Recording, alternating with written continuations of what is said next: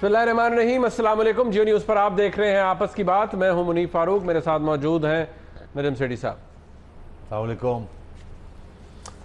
बहुत ज़रूरी है आपको ये बताना कि आज इंटरनेशनल कोर्ट ऑफ जस्टिस के सामने जो आर्गूमेंट्स पेश हुए भारत के वकील की तरफ से और पाकिस्तानी वकील की तरफ से, वो एक्चुअली थे क्या। बहुत ही कॉम्प्लिकेटेड लीगल आर्गूमेंट्स होते हैं जिनको हम कोशिश करेंगे आपस की बात के अंदर आपको ज़रा थोड़े आसान अल्फाज के अंदर बताए जाएं और इशू क्या है ये बताया जाए। आपको ये तो पता है कुलभूषण यादव के हवाले से जो गुज़िश्ता महीने, इनफैक्ट एक महीना कबल उससे, जो फील्ड जनरल कोर्ट मार्शल ने सज़ा सुनाई थी भारतीय जासूस कुलभूषण यादव को सज़ाए मौत की, उस हवाले से भारत ने इंटरनेशनल कोर्ट ऑफ जस्टिस को रुजू किया है और टेम्प्रेरी स्टे के लिए दरख्वास्त की है। और ये भी कहा गया है कि इस हवाले से पाकिस्तान को रोका जाए कि पाकिस्तान कुलभूषण यादव को सज़ा ना दे सके। पाकिस्तान की तरफ से इंटरनेशनल कोर्ट ऑफ जस्टिस की जो जुरिस्डिक्शन है, इख्तियार समात है, उसको चैलेंज किया गया है। उसके अंदर बहुत से और भी आर्गूमेंट्स हैं जो कि आज हम रेज़ करेंगे, जो इनफैक्ट रेज़ किए गए हैं उनको हम डिस्कस करेंगे। और ये करने से भारत जो उनकी कन्वेंशनल पोजीशन है उससे कितना हट रहा है और क्या लाइकलीहुड क्या है, क्योंकि फैसला अब बताया जा रहा है कि महफूज कर लिया गया है, कुछ देर में आ सकता है, कुछ दिनों में आ सकता है, लेकिन आज उसकी जो हेयरिंग है वो कंप्लीट कर ली गई है।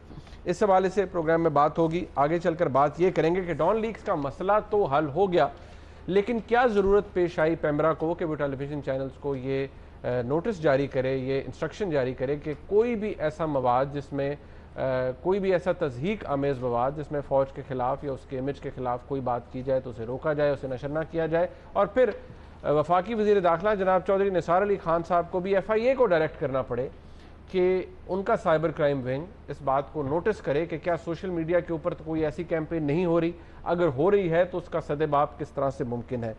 क्योंकि बहुत से लोगों ने इस एक मामले से कुछ उम्मीदें लगाई हुई थी। हम ज़रा उस पर भी आज ज़रा खुल के बात करेंगे कि क्यों अभी तक ये मामला नहीं ख़त्म हो रहा, जबकि ऑलरेडी सेटल हो गया to the satisfaction of both the sides. इसके ऊपर मामला क्या है, क्योंकि आज भी शेख रशीद साहब फरमा रहे थे कि अगर कोई समझता है कि डॉन लीक का मामला ख़त्म हो गया है, हल हो गया है, तो शायद वो अहमकों की जन्नत में है। इस तरह के बहुत से इशूज़ आज ज़ेरे बहस आएंगे। सेठी साहब, मैं ज़रूर हम बात करेंगे डिटेल में कि एजेंडाज़ क्या है, कि हमारे मुल्क में क्या कोई चीज़ जब ख़त्म हो जाती है तो वो फॉर गुड ख़त्म हो जाती है या उसमें चिंगारी रहती है किसी भी जगह। लेकिन सबसे पहले कुलभूषण यादव के हवाले से भारत का एक जो कदम है इंटरनेशनल कोर्ट ऑफ जस्टिस में जाना, और किस हद तक उसमें कामयाबी हासिल हो सकती है ये तो खैर वक्त ही बताएगा। आपने आर्गूमेंट पढ़े, जो ओरिजिनल इनकी एप्लीकेशन है वो भी आपकी नज़रों से गुजरी। From the looks of it आपका क्या इंप्रेशन है अबाउट दिस, ये जो भारत करना चाह रहा है? ऑल्दो पाकिस्तान की तरफ से बहुत जगहों पर ये सवाल उठाया गया है, ख़ास तौर पर कुलभूषण यादव के उस फेक पासपोर्ट के हवाले से, लेकिन कोई सेटिस्फैक्टरी जवाब नहीं दिया गया हमें। यार, हिंदुस्तान में भी एक डिबेट शुरू हो गई है, क्या हिंदुस्तान को ICJ international court of justice जाना चाहिए था कि नहीं। क्योंकि हिंदुस्तान का बहुत अरसे से मेरा ख्याल है कोई 20-30 साल से एक मौक़िफ़ है। वो मौक़िफ़ ये है कि बायलैटरल इश्यूज़ बायलैटरली रिजॉल्व होने चाहिए और उसको मल्टीलैटरल इंस्टीट्यूशंस में नहीं लेके जाना चाहिए। उसका ये वजह ये है, स्पेशली जहाँ तक पाकिस्तान का मसला है, क्योंकि वो आज तक ये इस बात पे रो रहे हैं कि नेहरू ने कश्मीर का जो मसला है वो यूनाइटेड नेशंस क्यों जाने दिया और क्यों अग्री किया कि ये वहाँ तय होना चाहिए, क्योंकि वो आज तक उनके गले पड़ा हुआ है UN रेजोल्यूशन। ऑल्दो वो उससे बैक ट्रैक कर गए, हाँ, मगर वो पड़ा हुआ है उनके गले, कानूनी तौर पे एक रेजोल्यूशन है उनके खिलाफ, और जब हम हमेशा बात उसी की करते हैं क्योंकि इंटरनेशनल लॉ है। तो वहाँ भी ये डिबेट चल रही है कि इसको आप क्यों लेके गए हैं, कि आपका दूसरा मौक़िफ़ जो है कि पाकिस्तान के ख़िलाफ़ कश्मीर की बात जो है वो यूनाइटेड नेशंस में नहीं होगी और बायलैटरल होगी। तो ये बायलैटरल इशू है, ये आप क्यों लेके गए हैं? आपका कश्मीर का केस कमज़ोर होता है। तो ये हिंदुस्तान में बहस चल रही है। तो अभी हाल ही में एक मजमून वहाँ शाया हुआ जो कि TCA राघवन साहब, जो कि 3-4 साल पहले हाई कमिश्नर थे इंडिया के टू पाकिस्तान, उन्होंने लिखा, वो अब रिटायर्ड है, जिसमें उन्होंने ये आर्ग्यू किया कि नहीं, कुछ ऐसे इश्यूज होते हैं जहाँ इंटरनेशनल कोर्ट ऑफ जस्टिस इसमें इंक्लूडेड है। हिंदुस्तान को जाना चाहिए अपना मौक़िफ़ पेश करने के लिए अगर हिंदुस्तान का केस स्ट्रॉन्ग हो। और इस केस में ये ख़तरा था या खदशा था कि शायद यादव को एक्सिक्यूट ना कर दिया जाए, क्योंकि बहुत जल्दी ये मिलिट्री ट्राइब्यूनल ने फैसला किया और फील्ड जनरल कोर्ट मार्शल ने फील्ड कोर्ट मार्शल ने फील्ड जनरल कोर्ट मार्शल ने, और उन्हें ये खदशा था कि इसको एक्सिक्यूट ना कर दें। हाँ, तो इसलिए और कोई रास्ता नहीं था बायलैटरल डायलॉग, क्योंकि बायलैटरल डायलॉग तो रुकी हुई है और पाकिस्तान का मौक़िफ़ ये है कि कश्मीर में बात करें तो बाकी बातें भी करते हैं। तो इसलिए फिर उन्होंने सोचा कि पब्लिक ओपिनियन फिर हुकूमत के ख़िलाफ़ हो जाएगा कि आपने क्या किया, आपने कुछ भी नहीं किया, चुप करके बैठे रहे, बायलैटरल भी कोई बात नहीं की आपने और भी कुछ नहीं किया। तो इसलिए फिर उन्होंने सोचा कि कोई इंटरनेशनल कोर्ट ऑफ जस्टिस से आ जाए। वहाँ जो सहारा ये ले रहे हैं वो वियना कन्वेंशंस हैं, जिनका ताल्लुक जंग के दौरान जो प्रिजनर्स को पकड़ा जाता है तो उनको कैसे ट्रीट किया जाता है, तो वो और उसमें आमतौर पे ह्यूमैनिटेरियन इश्यूज होते हैं वियना कन्वेंशंस के अंदर, जिसके ह्यूमैनिटेरियन से मुराद ये कि इंसानी हकूक़ का जिसके साथ ताल्लुक़ हो, गुड ट्रीटमेंट, फेयर ट्रीटमेंट। मगर वियना कन्वेंशंस जो हैं वो प्रिजनर्स ऑफ वॉर को कवर करती हैं, बट स्पाइस को कवर नहीं करती, जासूसों को और दहशतगर्दों को नहीं करती। इन शॉर्ट के वो जो कन्वेंशन है ऑन काउंसिल रिलेशंस, उसके अंदर जासूस और दहशतगर्द नहीं शामिल। हालांकि सेकेंड वर्ल्ड वॉर में जासूस बहुत होते थे, मगर उनको काउंसलर एक्सेस भी नहीं दी जाती थी और उनको एक्सिक्यूट कर दिया जाता था। जर्मनी में बहुत से हुए, अमेरिका में भी हुए। तो भारत इसलिए लेके गया है ये केस, और वो कोट कर रहा है वियना कन्वेंशंस। इसके साथ साथ वो एक अग्रीमेंट है जो पाकिस्तान के साथ शाह महमूद कुरैशी साहब और उनके फॉरेन मिनिस्टर ने साइन की थी 2008 में, जो उस वक्त फॉरेन मिनिस्टर थे, अब सदर है। हाँ, उस वक्त शाह महमूद कुरैशी साहब पाकिस्तान के फॉरेन मिनिस्टर थे, जरदारी साहब की हुकूमत। तो वो जैसी हुकूमत आई वो इंडिया के साथ नॉर्मलाइजेशन करना चाह रहे थे। बहुत से कैदी थे दोनों साइड्स में, स्पेशली जो हाई सीज़ में फिशरमैन पकड़े जाते हैं।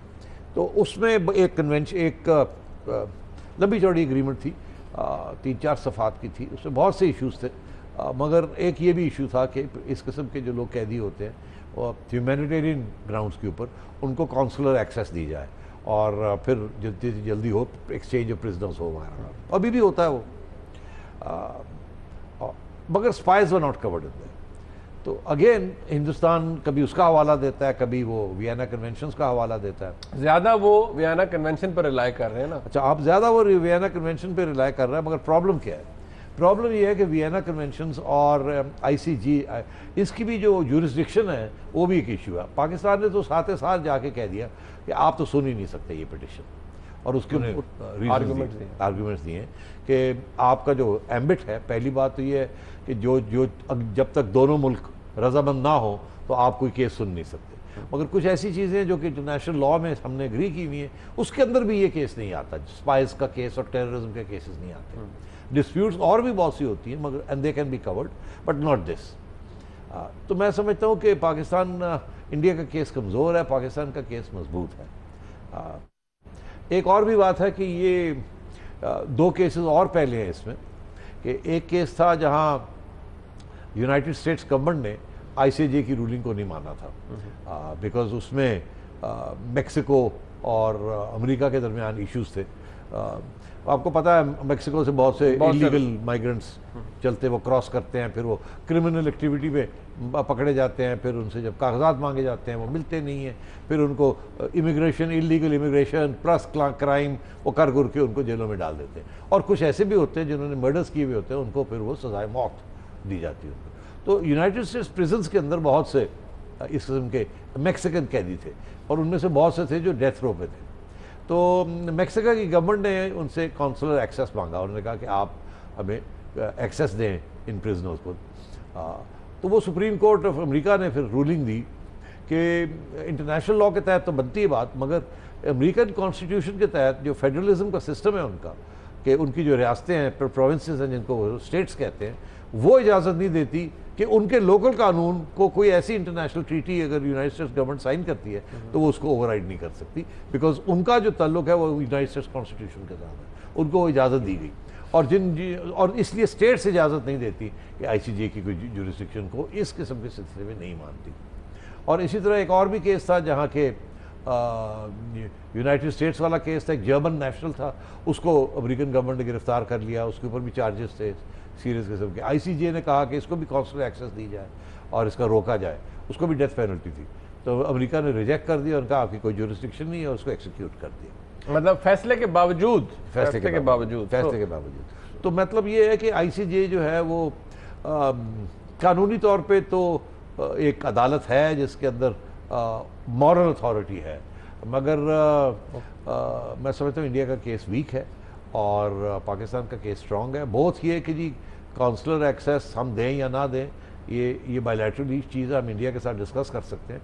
और पाकिस्तान ने बाय द वे इंडिया को एक डोसियर भी दिया है जिसमें ये कहा गया था कि हम आपको काउंसलर एक्सेस देने के लिए तैयार हैं, प्रोवाइडेड आप हमें जवाब इसका क्या देते हैं। हाँ, आप हमें हेल्प करें इन्वेस्टिगेशन में। उसके पास 2 पासपोर्ट कहाँ से थे, हाँ। वो स्पाई क्या कर रहा था ईरान में, हमें इस सब चीज़ों के जवाब दे दें, हम आपको काउंसलर एक्सेस दे देते हैं। आप प्रूफ तो करें कि वो स्पाई नहीं है। हाँ।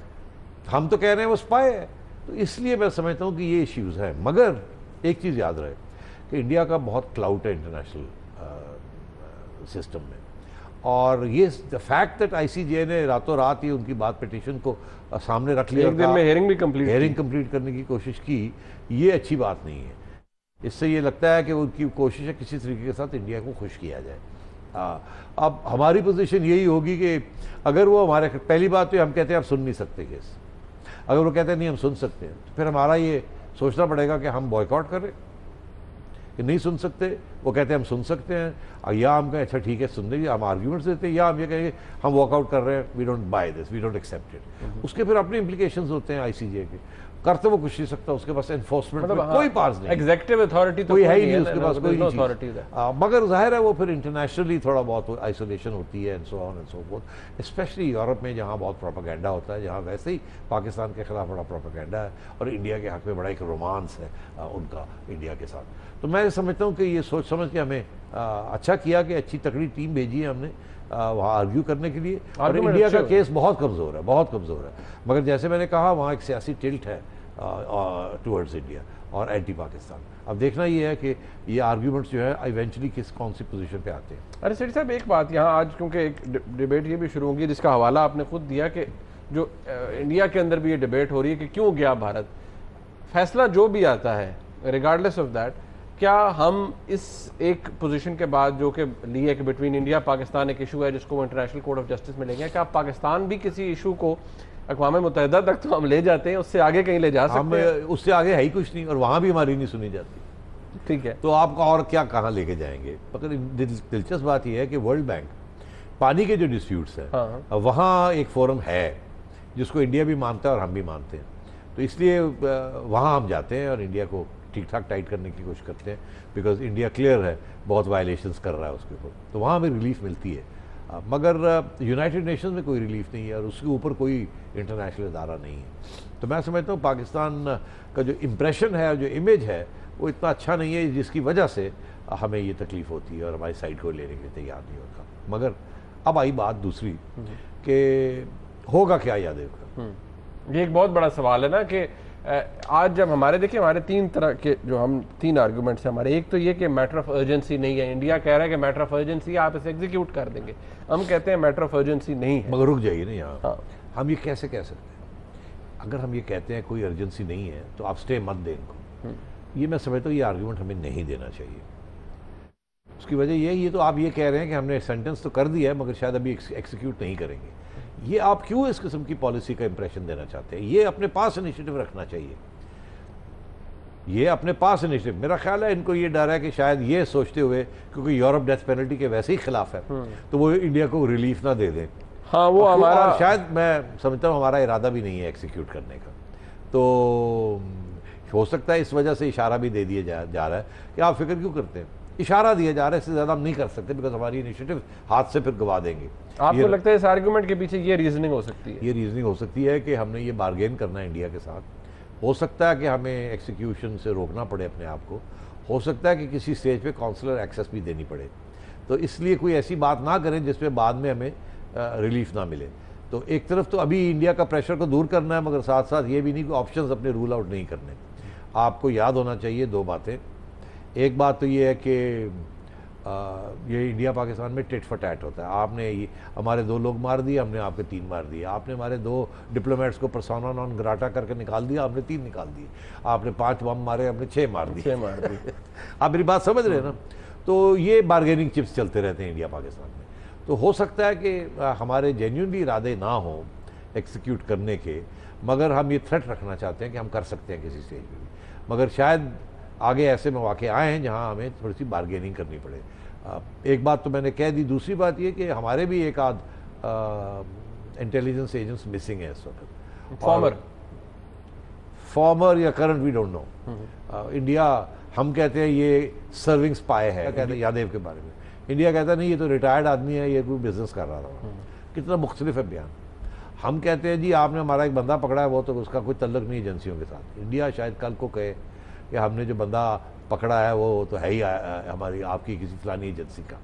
और तो ये चीज़ें चलती रहती हैं। मगर बात यह है कि हमारे भी कुछ ऐसे लोग हैं एक्स आर्मी, अब वो आम ordinary ex army retired personal थे या उनका कोई तल्लुक था।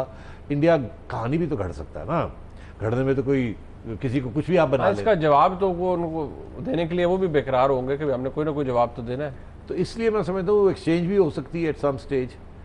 10-10 साल रखें दोनों को, वो रखें आपका बंदा, आप उनका बंदा रखें। 10-12 साल के बाद कोई लंबा चौड़ा कोई मुआहदा हो, उससे पहले भी हो सकता है, उस देर के बाद भी हो सकता है। इसलिए एक असासा है इस वक्त, उसको एक्सिक्यूट कर देना। तो इस सर्टन कि वो आपके जो आपके बंदे हैं जो उन्होंने असासे बना के रखा है, वो भी उसको उसी तरीके से डील करें। बट फिर से मुवाजना तो नहीं हो सकता। देखिए यहाँ पर तो हमने एक कम से कम हम तो शोर मचा रहे हैं ना इतने अरसे से कि हमारा एक सर्विंग या नॉन सर्विंग जो भी चले, फॉर्मर रिटायर्ड फौज के एक एहलकार थे, वो नेपाल से गायब हैं, मिसिंग हैं।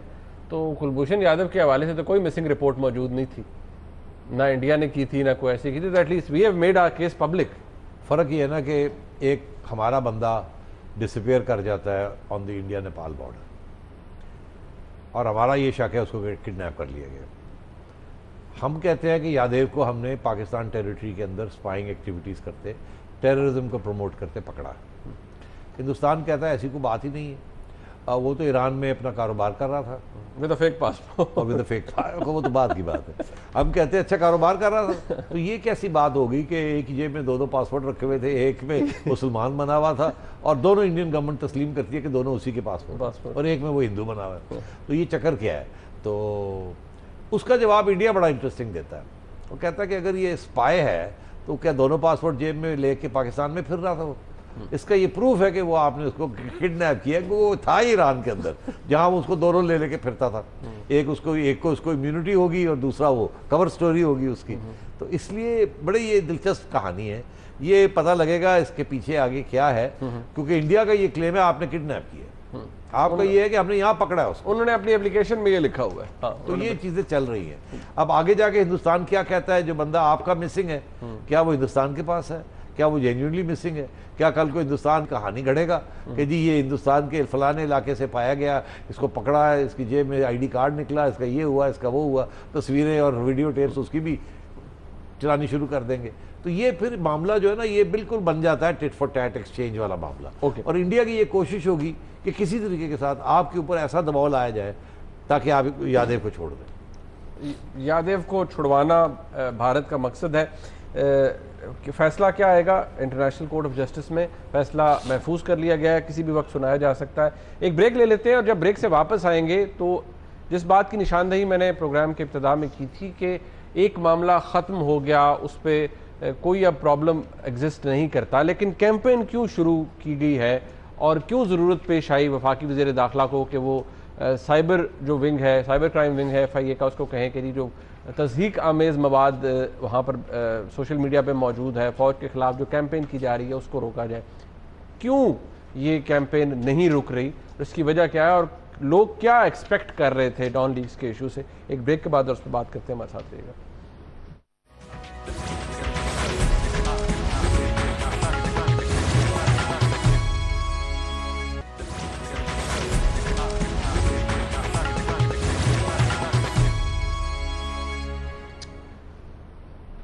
बहुत ज़रूरी है कि आप ये जान सकें कि पिछले दिनों से हो क्या रहा है। डॉन लीक्स का मामला हल हो गया, लेकिन उसके बाद क्या हुआ शायद आपको उसका मुकम्मल तौर पर इदराक नहीं है। ये रिपोर्ट देखिए, कुछ 2 अहम डेवलपमेंट्स हुई, उससे बात करते हैं ये रिपोर्ट देखने के बाद। पहले रिपोर्ट देखिए।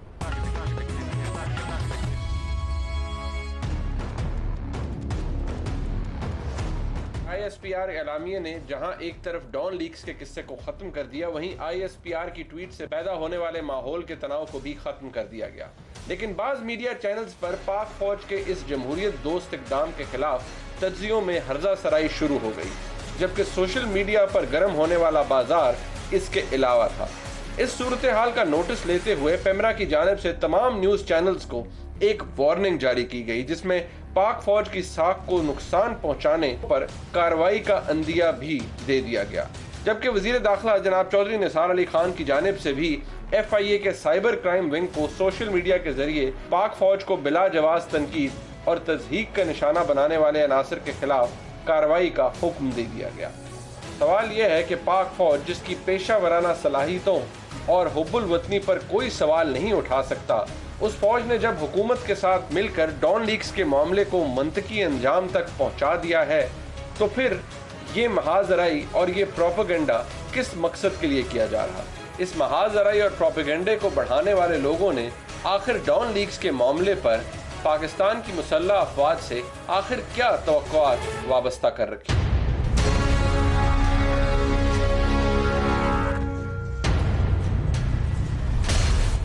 ये बात नोट करने के काबिल है कि आज भी जब ये मसला हल हो चुका है और इसके ऊपर बाकायदा तौर पर DG ISPR एक डिटेल प्रेस कॉन्फ्रेंस कर चुके हैं, तब भी मुल्क में कुछ जगह पर इस हवाले से एक सोशल मीडिया पर कैंपेन चल रही है। शेख रशीद साहब आज भी फरमा रहे हैं कि जो लोग समझते हैं कि डॉन लीक्स का मामला हल हो गया वो अहमकों की जन्नत में है।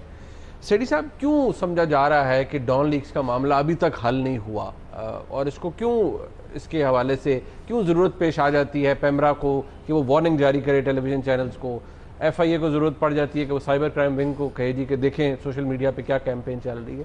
ये क्यों ज़रूरत पेश आ रही है सब करने की? यार, ज़रूरत इसलिए पेश आ रही है कि कुछ लोग तबसरे कर रहे हैं ऐसे, क्योंकि वो खुश नहीं है इस सेटलमेंट के साथ, और वो जो उन पे इल्ज़ाम ये लग रहा है कि वो उकसा रहे हैं, क्योंकि उकसाना 2 किस्म का होता है। एक सिविलियंस को उकसाया जाता है, एक फ़ौज को उकसाया जाता है, या फ़ौज की लीडरशिप। तो कुछ चैनल्स पे ये चीज़ चल रही है जिसमें तनकीद की जा रही है करंट आबी लीडरशिप की, कि उन्होंने क्यों सिविलियन गवर्नमेंट के साथ इस मामले को सेटल किया। इसमें कहीं कहीं तो बहुत ही सख्त अल्फाज इस्तेमाल किए जा रहे हैं। अब ये बड़ा क्लियर है पेमरा के रूल्स, और वैसे भी बड़ा क्लियर है कि अफवाज पाकिस्तान को किसी किस्म की तनकीद का निशाना नहीं बनाना चाहिए जिससे डिमोटिवेशन हो या मायूसी हो, because it's a national defence इदारा। अच्छा, अब बात यह है कि जब कोई जेन्युइन क्रिटिसिज्म होती है, आर्ग्यूमेंट्स होते हैं पॉलिटिकल साइड पे, अगर उसमें आप फ़ौज को तनकीद कर दें तो बड़े सख्त रिएक्शन आता है वहाँ से कि जी उनकी लीडरशिप ने सियासी हुकूमत के साथ ये क्यों किया, ऐसे क्यों किया, ऐसे क्यों। किसी पॉलिसी स्टेटमेंट पे बात कर लें, कुछ पॉलिसी स्टेटमेंट पे बात कर लें कि ये पॉलिसी क्यों है, ऐसी पॉलिसी क्यों नहीं है, तालिबान के साथ एक्शन क्यों नहीं लिया जा रहा, क्यों लिया जा रहा है, and so on and so fourth. यहाँ सिचुएशन और है, यहाँ बिल्कुल जो नोयत है, जिस किस्म की बातें हो रही हैं वो उकसाया जा रहा है। करंट फ़ौज की लीडरशिप के ख़िलाफ़ बात हो रही है और गुस्से में बात हो रही है और उनको निशाना बनाया जा रहा है। और ये वो लोग हैं जो चाहते थे कि आर्मी की लीडरशिप सख्त अंदाज से सिविलियन हुकूमत के साथ टैकल करे उसको। मतलब absolutely clearly unconstitutional, undemocratic debate भी नहीं, one sided arguments. To incite violence is terrorism, to incite hatred against the armed forces और its leadership is also treason.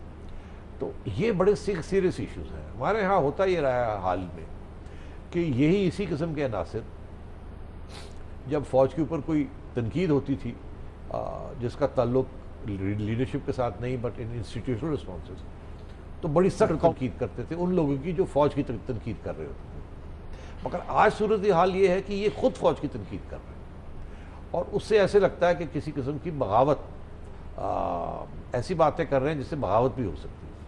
तो मैं ये समझता हूँ ये बड़ी ख़तरनाक बात है, इसके ऊपर एक्शन लेना चाहिए।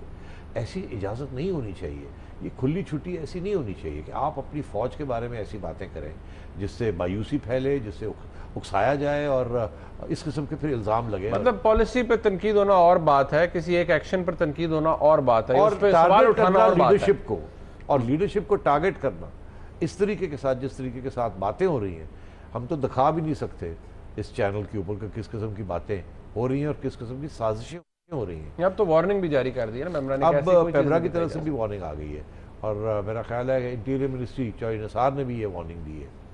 बात यह है मुनीब, आप एक छोटी सी बात कर दें तो आपके खिलाफ ट्रीजन के केसेस हो जाते हैं। यहाँ बगावत को इंसाइट किया जा रहा है और कोई देखने वाला नहीं है। सेठी साहब बात यह है, अगर मैं से कहते हैं ना बड़ी वो we cut it to the bare bones, क्या एक्सपेक्ट किया जा रहा था फौज की क़यादत से डॉन लीग्स के मामले के ऊपर? मतलब पाकिस्तान की सियासत के अंदर या पाकिस्तान की अपोजिशन क्या एक्सपेक्ट कर रही थी? वो जट द खड़ाक टाइप की चीज़ क्या? अपोजिशन से मुराद आपकी क्या है? इमरान खान साहब, अब आज तो देखिए सारे बात कर रहे हैं ना, इमरान खान साहब खास तौर पे कह रहे हैं कि जी पता होना चाहिए मामला कैसे सेटल हुआ, ये तो नेशनल सिक्योरिटी का इशू था। अब भी वो बात कर रहे हैं कि इसकी रिपोर्ट पब्लिक होनी चाहिए। अब तो ये कह रहे हैं कि ये सिविल हुकूमत और फौज के दरमियान मसला नहीं था, ये पाकिस्तान की कौम और आवाम का मसला, नेशनल सिक्योरिटी का। उसके देखभाल जो है वो फौज नहीं करती, हम भी करते हैं। अब हमसे मुराद इमरान खान एंड कंपनी। अब बात यह है कि बड़ी दिलचस्प बात है कि इनको आज याद आ गया है, जब ये खुद उकसा रहे थे फौज को और फौज की क़यादत को धरनों के दरमियान, तो उस वक्त तो इनको याद नहीं आया। और जब मौलाना ताहिरुल कादरी साहब धंधना रहे थे और थर्ड एम्पायर को याद कर रहे थे और कह रहे थे कि बस ऑर्डर आ गया, चलो चलो गो नवाज गो, और इमरान खान साहब भी तैयारी पकड़ के बैठे हुए थे और हमले हो रहे थे रियासत के इदारों के ऊपर, टीवी स्टेशन के ऊपर, PTV, उस वक्त तो ये याद नहीं आया। आज बिल्कुल बरक्स सिचुएशन। आज सिचुएशन ये है कि वही लोग जो उस वक्त धंधना रहे थे आज उकसा रहे हैं फौज को। तो मैं समझता हूँ कि उस वक्त भी अनकॉन्स्टिट्यूशनल बात हो रही थी और आज भी अनकॉन्स्टिट्यूशनल बात। उस वक्त वो शायद ऐसे अनासर थे मिलिट्री लीडरशिप के अंदर जिसके साथ वो हामी थे, आज ऐसे हैं कि बिल्कुल हामी नहीं है, इसलिए उनको अटैक किया जा रहा है। अगर कोई जमहूरियत दोस्त या बहुत ही आइनी कदम उठाया गया है फौज की तरफ से, तो हमारे मुल्क में ये प्रॉब्लम क्यों है सेठी साहब कि हम इसकी तारीफ नहीं कर सकते या हम इसके साथ नहीं खड़े हो सकते? हमने ज़रूरी इसकी तनकीद करनी है और बड़ी घटिया लेवल पर जाकर करनी है। बहुत घटिया लेवल। घटिया is not the word, it's treasonable. This is the treason, इसको एक्चुअली कहते हैं treason, to incite violence, to stir discontent. ये लिखा हुआ है कि फौज के रैंक एंड फाइल के अंदर जो भी डिसकंटेंट क्रिएट करेगा it will B committing treason. तो मैं समझता हूँ ऐसे कितने लोग होंगे, 10, 15, 20 लोग हैं चैनल्स के ऊपर जो बैठे हुए हैं और 200, 300 ट्विटर के ऊपर बैठे होंगे जो कि जाली अकाउंट्स बना के बैठे हुए हैं। और ये अगर कर रहे हैं तो क्या कोई मुश्किल है इनको रोकना? नेशनल सिक्योरिटी इन्वॉल्व है, तो अगर उस वक्त इन्वॉल्व थी तो अब नहीं है नेशनल सिक्योरिटी इन्वॉल्व। अगर फौज की कोई तौहीन इस तरीके से करता है तो कोई नेशनल सिक्योरिटी इन्वॉल्व नहीं है, तो फिर क्या है? तो मैं ये समझता हूँ कि डेफिनेटली पेमरा का एक बयान के साथ मसला हल नहीं होगा, चौधरी निसार के एक बयान के साथ मसला हल नहीं होगा। अफसोस किस बात का? अफसोस इस बात का कि ये हमारे मीडिया के अंदर से ही लोग ये काम कर रहे हैं और जब उनके ऊपर हाथ उठाया जाता है तो फिर वो चीखें मारनी शुरू कर देते हैं प्रेस की आज़ादी की बात। आप और मैं हल्की सी भी तनकीद कर दें इस्टेब्लिशमेंट की तो हमें ट्रीजन के इल्ज़ाम लगने शुरू हो जाते हैं, ये हमें उड़ा के रख देते हैं और आप इनको रोकने वाला कोई नहीं। कब पॉलिसी के हद तक या किसी एक बयानिया के हवाले से सवाल उठाना वो बात नहीं है, लेकिन अगर आप किसी के खिलाफ कैंपेन शुरू कर देंगे, पर्सनलाइज्ड कैंपेन, वो बहुत गलत है, वो गलत है और वो नहीं होनी चाहिए। एक ब्रेक का वक्त है, यहाँ पर ब्रेक से वापस आएंगे, मजीद बात होती है, हमारे साथ रहिएगा।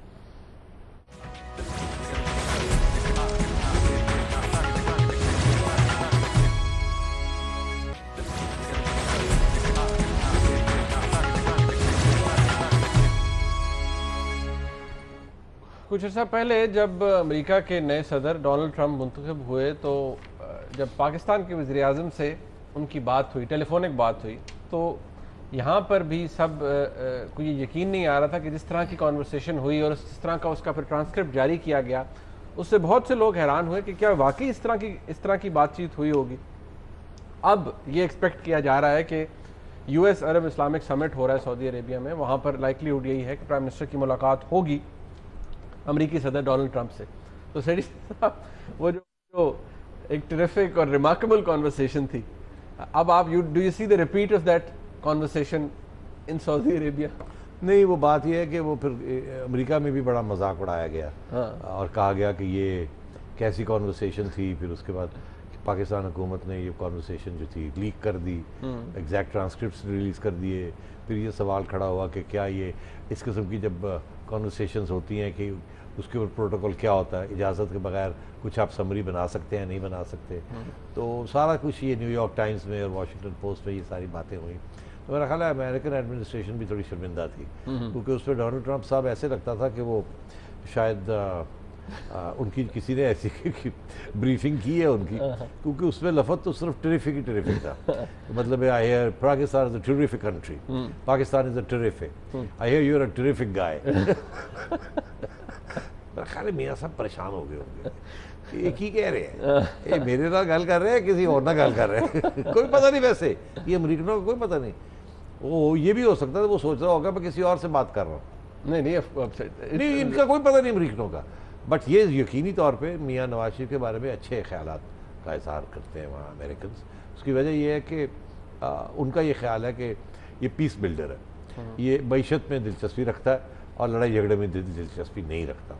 इसलिए इनकी अच्छा इंप्रेशन है अमेरिका में भी और यूरोपियन कम्युनिटी में भी। और मियाँ साहब भी सारा वक्त वो फीते काटते रहते हैं ना, और ज़्यादा बात नहीं करते इंडो पाकिस्तान के ऊपर या अफगानिस्तान पाकिस्तान के ऊपर।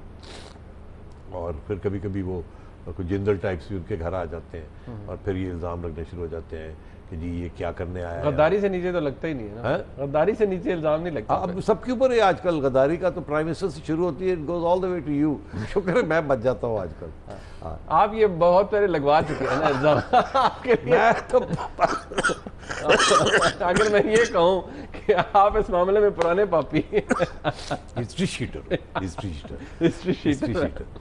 तो इसलिए मैं समझता हूँ कि अगर मुलाकात हुई तो मेरा ख्याल है डोनाल्ड ट्रंप साहब को पहले कहा जाएगा this is the Pakistani president, no sir the prime minister, या व्हाट्स हिज नेम, शरीफ, या okay, Nawaz, yes okay, and brief, sir you just tell him you are doing a good job and you got to make peace with India and you got to make peace with Afghanistan, बस leave it there।